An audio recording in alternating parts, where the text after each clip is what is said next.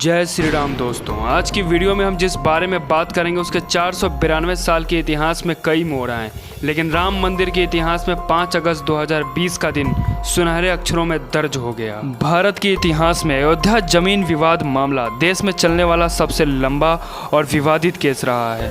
न जाने कितने लोगों की मेहनत और संघर्ष, फिर चाहे वो साधु हों, संत हों या फिर हमारे और आपके जैसे आम इंसान ही क्यों न हो।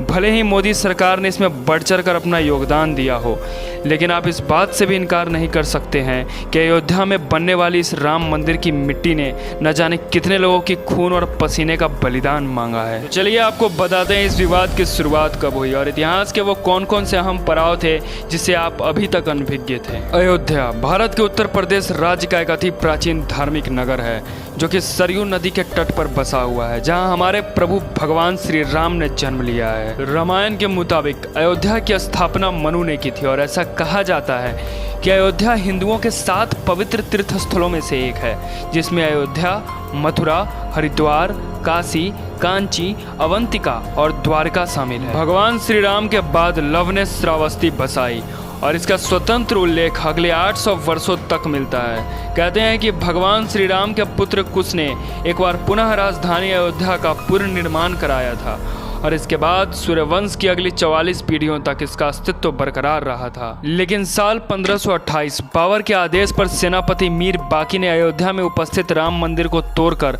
वहां एक ढांचे का निर्माण कराया जिसका नाम दिया गया बाबरी मस्जिद। उसके बाद साल 1853 मुगलों और नवाबों का शासन कमजोर पड़ने तथा अंग्रेजी हुकूमत के प्रभावी होने के साथ ही हिंदुओं ने यह मामला उठाया और कहा कि भगवान श्री राम के जन्म स्थान मंदिर को तोड़कर यहाँ मस्जिद बना ली गई और इसको लेकर हिंदुओं और मुसलमानों में झगड़ा हो गया।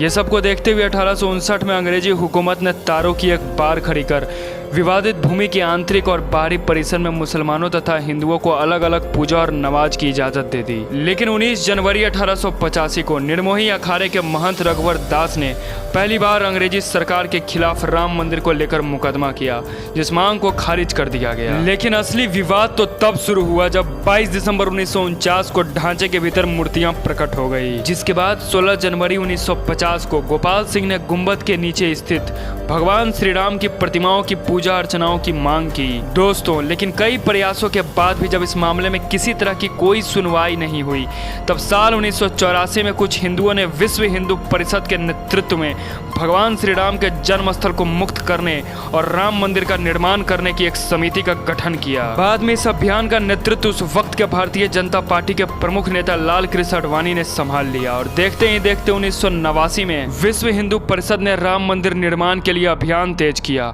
और विवादित स्थल के नजदीक राम मंदिर की नींव रखी।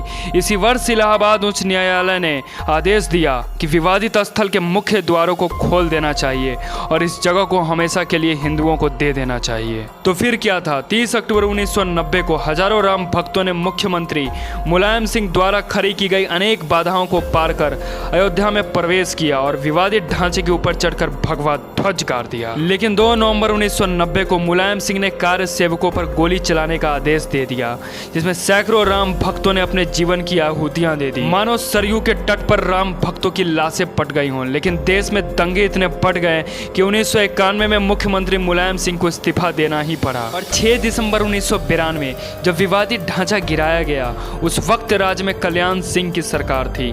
दिन के करीब 10:30 बजे लाखों की संख्या में कार्य सेवक पहुंचने लगे और दोपहर के 12 बजे के करीब कार्य सेवकों का एक बड़ा जत्था मस्जिद की दीवार पर चढ़ने लगता है। भीड़ इतनी बढ़ गई कि संभालना मुश्किल हो गया और जय श्री राम के नारे के साथ 3:40 पर पहला गुंबद तोड़ दिया गया और 5 बजने से पहले पूरे ढांचे को निस्तानाबूद कर दिया गया। और यही नहीं, भीड़ ने उसी जगह पूजा अर्चना की और रामशिला की स्थापना कर दी।